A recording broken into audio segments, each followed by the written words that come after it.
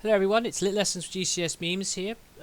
Looking today at Inspector Calls by J.B. Priestley. We'll be looking at socialism and capitalism, those political beliefs, and how they express through two very important speeches within the play. So we'll be analysing and comparing those just a bit later on. But before we go any further, the most important thing that we do right now is we understand what these words mean to some extent, okay? These two key political ideas are so important for you to understand to some extent for your exams that are coming up. So, first of all, the most important thing that you realise is that capitalism is a very traditional idea. Okay, it was a system that had been imposed for centuries, whereas socialism by the 20th century and by the mid 20th century was still quite a relatively new idea. Okay, the Labour Party hadn't got into power yet, but were gaining sort of prominence towards the sort of mid 20th century when this play was written and first performed. And I've summarised here some of the ideas that I think of when I think of capitalism and socialism. So first of all, capitalism is this idea of working hard. If you work hard in society, you will be paid what you are worth. If you work harder, you'll be paid more, okay, than someone who doesn't work quite as hard or is unable to work quite as hard. Whereas socialism is this belief that you work and the community equally distributes those goods as they see fit. So you're paid more equally to someone who perhaps doesn't work quite as hard or works harder than you, because it's for the community's good and it's for society's good. Okay, so that's the first thing that I think of when I think of socialism and capitalism and their differences. Second thing I think of is that capitalism is all about looking after yourself, and that includes if you are unable to work. Okay, whereas socialism is this belief that if you are unable to work, you are looked after more. Capitalism is more a celebrant of businesses and competition, whereas socialism is more of a celebration of the working man and protecting workers' rights. Okay, and if you are unhappy in a workplace, they believe in having unions, workers who will help you strike and help you take action to improve your workers' rights in those cases. And capitalism is often quite seen as more of a fair thing in society. Now, I need to say that I'm not here to advocate either of these political beliefs. I'm telling you what people think of themselves. So you can believe in either of these ideas, even though the writer himself certainly believed in one of these. Okay, so capitalism is more of this idea of individual fairness, whereas socialism is more about fairness within a community and equality for everyone. Okay? And here's the two key words that I think of when I think of capitalism and socialism.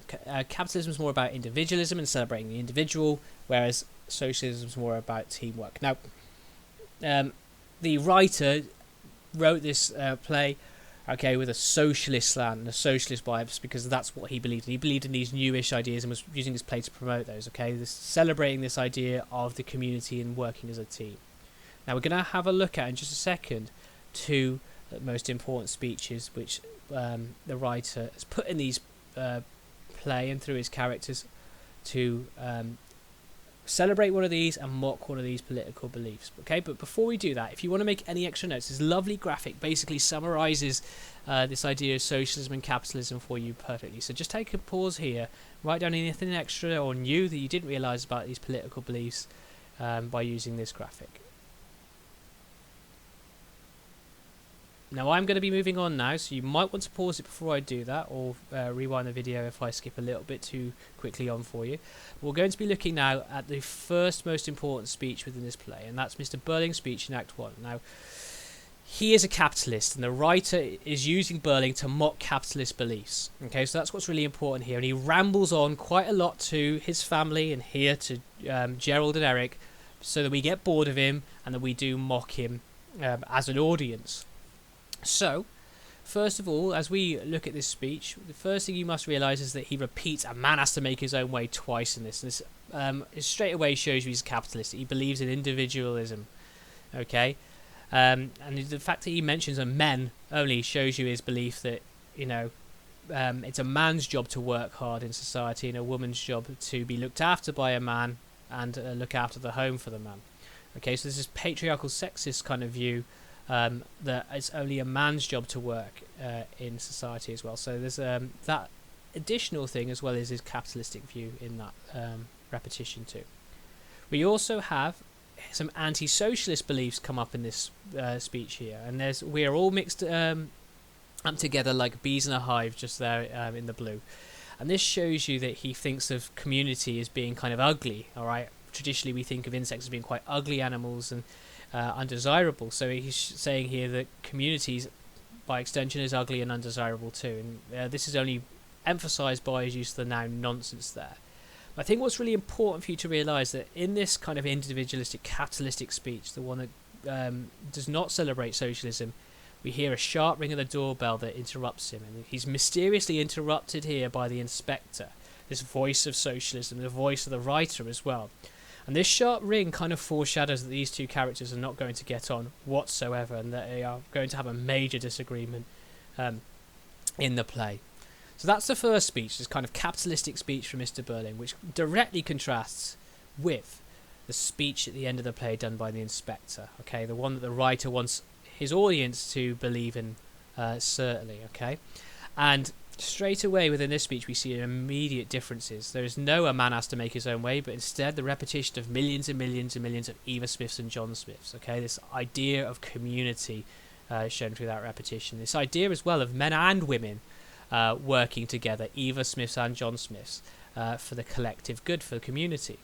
And the repetition of Smith as well shows you that, you know, it's the common man has to work together, and common men and women have to be looked after by society, okay, if it is to flourish. And this is only emphasised by his use of this lovely metaphor here for community being a body. And if you think about it, if one part of the human body suffers, the rest has to work harder and suffers as well. So this idea that we have to work together for the health of society.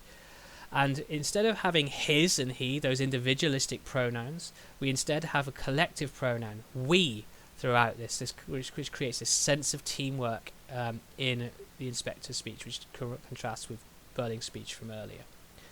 And also included in this speech is a reference to war. Now, remember, this is set in 1912, and the inspector says, if we do not learn, and the Birling family members who are older do not learn from this speech, will be taught it in fire and blood and anguish. And basically what the writer is doing here is he is basically saying that the capitalistic politics is responsible for the wars that happened between 1912 and 1945, World War I and World War II. And the reason he uses these words here, fire and blood and anguish, to do that is because he is basically copying something said by Churchill in 1940. Now, Churchill was a capitalist, alright? He was a conservative politician the writer disagreed with massively, and they ended up having quite a few sort of heated arguments about politics. And here he is using the inspector to mock Churchill's politics by using words similar to what he used, blood, toil, tears and sweat, which he said in the speech in 1940, to mock him. So that's some lovely context if you want to hit those higher marks. So there's your two speeches there. Okay, now I have summarised those for you because I have to go through those very quickly in this little chart here. So feel free once again to pause, make some notes here before I move on to show you a couple of questions and my meme for today.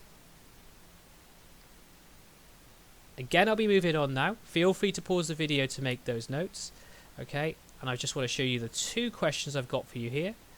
Don't forget that you can use the full text that I've linked in the description, and you should mention context. You will quite often get two questions in the Inspector Calls exam, so do have a go at both of those and see which one you prefer and do better at. Here's your meme for today.